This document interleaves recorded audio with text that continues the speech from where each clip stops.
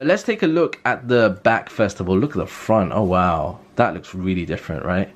Alright, we'll talk about the front in a moment, but the back. The first major thing that you can tell at the top is the fact that the camera is now vertical as opposed to horizontal. But let's take a look at the back first of all. Look at the front. Oh wow, that looks really different, right? Alright, we'll talk about the front in a moment, but the back. The first major thing that you can tell at the top is the fact that the camera is now vertical as opposed to horizontal. Where's my iPhone 7 Plus? There we go. There's my current iPhone, the iPhone 7 Plus. You can see that the camera arrangement is different.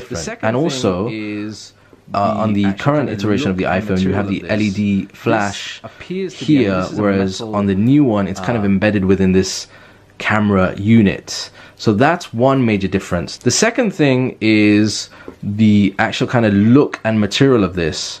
This appears to be, I mean, this is a metal prototype. The back almost looks and feels like it might be made out of glass, which again ties in with some of the rumors about the back being made out of glass as opposed to the current kind of aluminium that we find on the iPhone 7 and 7 Plus, which I hope really isn't the case. It does look nice, but to be honest with you, I hope this isn't the case, because that's going to be a problem. You know, if you drop this, you can imagine, I mean, I had tons of issues with my iPhone 4 and 4S. If you end up dropping this, then this is going to shatter very, very easily. So we'll have to wait and see if that's the case. It does look nice. It does look nice indeed.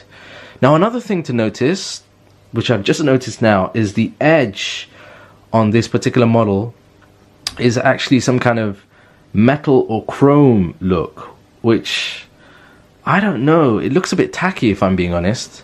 It does look a bit kind of cheap and tacky. Yeah, I hope that's not the case. Now, I purposely got the white color because there are a couple of prototype models that are in the darker color knocking around. I didn't want to get that because they don't really show up very well on camera, and I'm glad I got the lighter version because you can see the details a lot clearer on camera.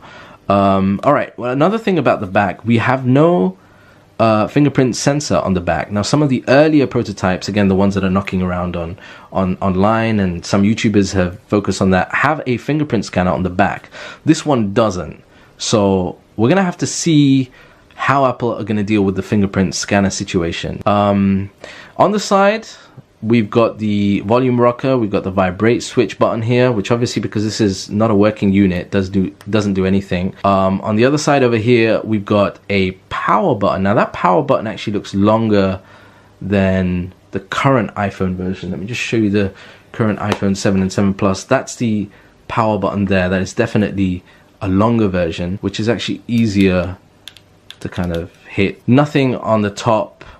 And then you have at the bottom, let me move this out of the way, nothing at the top, but at the bottom you've got the stereo speakers. Will we have stereo speakers at the top like the iPhone 7 and 7 Plus? We'll have to wait and see. And then you've got the lightning cable over there. Now, the front is, on this particular model, is really an updated front based on, again, rumors and leaks, but also the firmware related to the brand new, the upcoming HomePod has pretty much confirmed that this is the kind of front screen that we're going to get. We're going to get this kind of unit at the top that has, very interesting, not 1, 2, 3, 4, but yeah, so we're going to have what appears to be almost like 2 front cameras, what looks like a